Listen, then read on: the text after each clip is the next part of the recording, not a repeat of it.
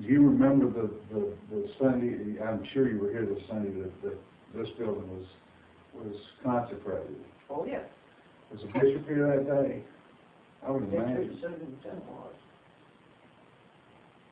That was 1970, so Bishop Herrick, I guess, was then our bishop at that time. And I'm not sure. I've never seen any records as to whether he was here or not. As far as I know, the one. Well, they had Tim Goodman in here that Sunday too. Yeah. They asked him to come back, and he did. Well, he's been back more than once to preach, but like I said, he gave up the ministry. Yeah. Even though he had walked these streets out here trying to get a church started. Yeah. But see, we've got so many churches here so close together Yeah. that I think that has caused us never to grow like we should. You take this Wow. gift what's in some of the others all around.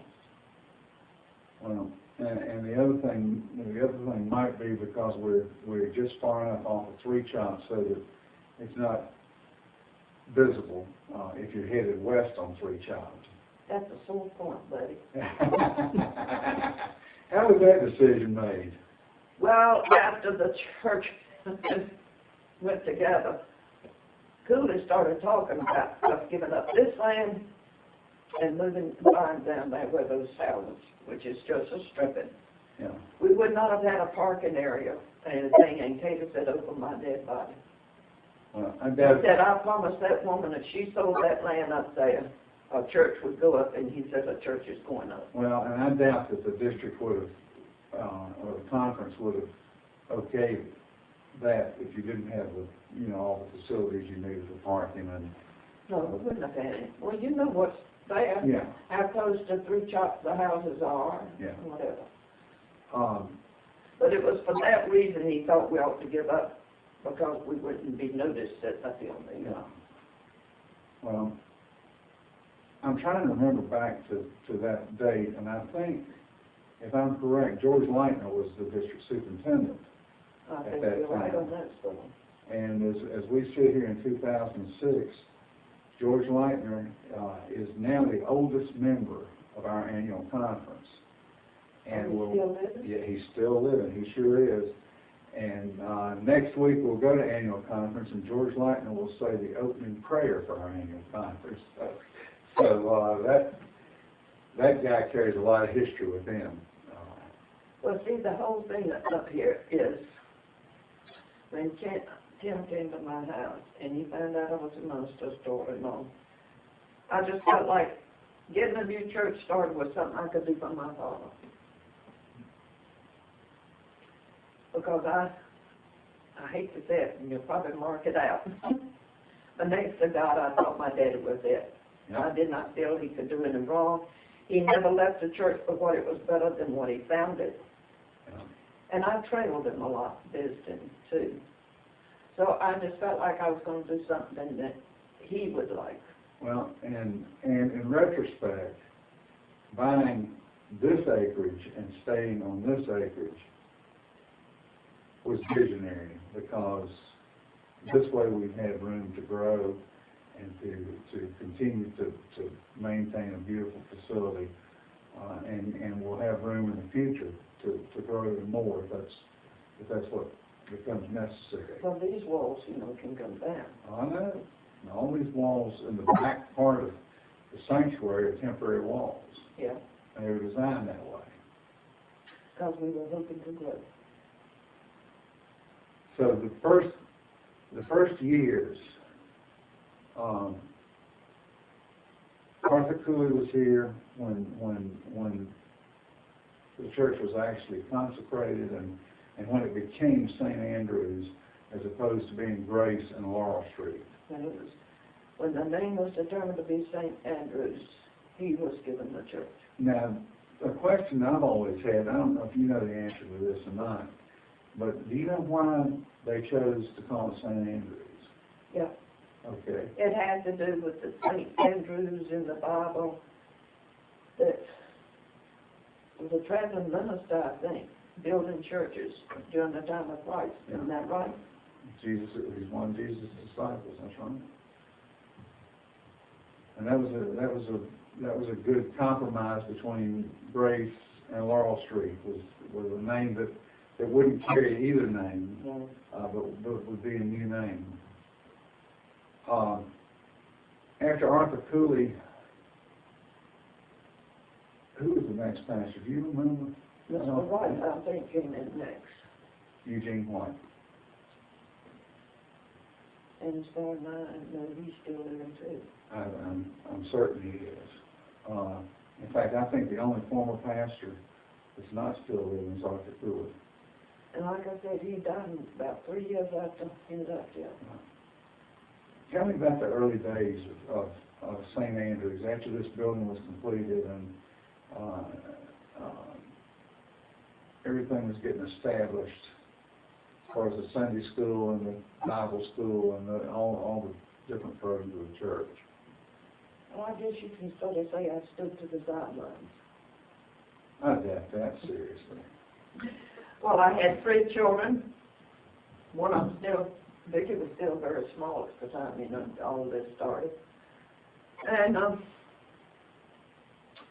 to a degree, we all, what was left, a few of us from Grace stuff, that was on the sidelines. Oh. But I'll tell you, 2 of the members of Old Laurel Street, they are now both gone. And they were 15 years older than Kayla and I. But we became best friends. We traveled together. They acted the part of my children's grandparents when they were married. So it wasn't like I always stood to the side. And who were they? Margaret and Joe Pace. In fact, Margaret was the church secretary for how many? I don't remember you here when she was still born, but I don't remember half. I'll tell you one thing, if we didn't have the money for something, she'd come right out and say, there's no money here for that, and you don't spend it. So, I eventually did have a connection with Old Laurel Street. Yeah. And of course, we all sang in the choir together. Yeah. We even had a church started in a choir started in the Old Grace before, and very cheap, which is Charles's wife, was our first pianist and organist, Well, she was the first pianist and organist in St. Andrews too, wasn't she? Yeah, and then we hired Jean, and she's been here ever since. I think it's the only 2 we've ever had. And Jean's been here about 30 years, hasn't she? If not more. Yeah. She's an old man there too. Be sure to put that on tape that you called her an old hen. I didn't say hen, I said hen. Oh, I thought that. Never mind. As your children grew up and left home and all, you and Kater became more and more involved in the life of St. Andrew's Church. Well, you can also say I really became more involved after I retired in '88 because I had more time. Yeah. In fact, in less than a few months of me retiring is when the job of all the flower and taking care of the sanctuary and everything was given to me. And you still got it. And I still got it. And you're still doing a good job with it. I don't know about that part of it. But I didn't even come to Sunday school very often before I retired, actually. Because when I was teaching, when I finally got home in the afternoon, which most times anywhere from 4 to 5 o'clock, and some times even later, because I had a math science club I had to deal with, and a lot of other things, once the kids left from school. But once I retired, I just had more time, because, see, once I got home, those 3 children took over. Yeah. And it was only after they went to bed at night that my schoolwork came out to do. So on Sunday mornings, Friday was always test day. So I get up about 5 o'clock on Sunday morning and start grading papers for 5 classes. Mm. So I didn't get to Sunday school very much until after I retired. But you remember probably the most active Sunday school class in this church now, aren't you? Yeah, and see, by the That's time the I retired, plantation that's class. where I had to go to was that class. I never had. And of course, Kato always came to men. Yeah. But Tell me what you remember about Christmases here. in St. Andrews. Uh-huh. Oh, we used to have a Santa Claus for the kids. Who was that? Oh, boy. Ed Miller, wasn't it? Charlie. Charlie Durkin, that's right. Yeah. The music program here has always been a strong program, hasn't it? Yeah, it's been there. In fact, I get real perturbed sometimes on Sunday morning when the children sing, not to see any more upset than what we have now. Because we used to just have that whole altar full of them. Yeah. But maybe our children will increase here as time goes on. Hope so. I hope so, too. Might be too late to bring back my daughter, though. Well, we'll work on it. Anything else you want to add about anything to do with the church? What, this one? Yeah. I'm afraid. I might fuss about a lot of things, but I don't want anybody else to. That's right. That's right. I'm very protective. It's your church, isn't it? If somebody else starts, you'll be the first one to defend it. I'm afraid so. Yeah. Too much so. Just like you do with your preacher, right? Mm-hmm. Raise your right hand. Oh, no, I'll tell you, you won't come over now. If you do something I don't like, you're probably going to hear about it, right?